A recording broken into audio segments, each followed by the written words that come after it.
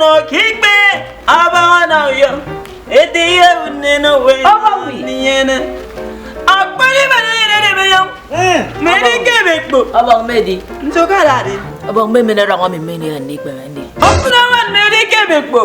He say you are welcome to the Big Brother's kingdom. Oh, and you think of Giga? You could good young him for now. What that damn Bombia don't get Mama song me. Abang ye piece it out or you. Soon as they talk, man. I know the year wait soon as they talk. We'll get back to you. No one you come me. He say you should greet him. Good evening. What you meant to him for us? He say what's your problem? Edik, they worry me. You don't want some call. I will get 8, you edit. I worry more. That is edit. That's Biaki wood. Hey, don't you get me the about to our mom. Can you do him? He said I is a crying God that will cry for you. God will cry for me. That one no concern you, continue. No, you mean I been them people supper. They say whether you they ready for the treatment. If I'm not ready, I go call you. Ah, you know what it is? They mean you don't go ready, me by me.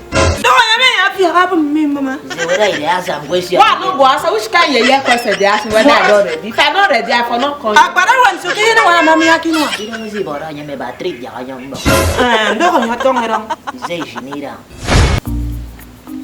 Don't you get me man to eat me. Yeah, bong to a member. He say when he knock you the underworld knock, you say God pity me.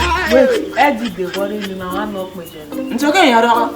I will get edit. That's we be a wood, we be a more. Jenny, when you name money, Yemi Kong, Indian. Don't you get big boss in I'm going They say that is what the kingdom does. For where? For you. Ah!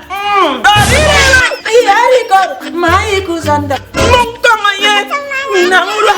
Quebec. What bell?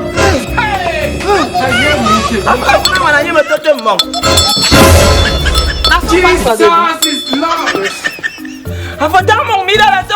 Abang nimbo ngat kuzumbo yang mene di wamu. Edik, they knock me mad. I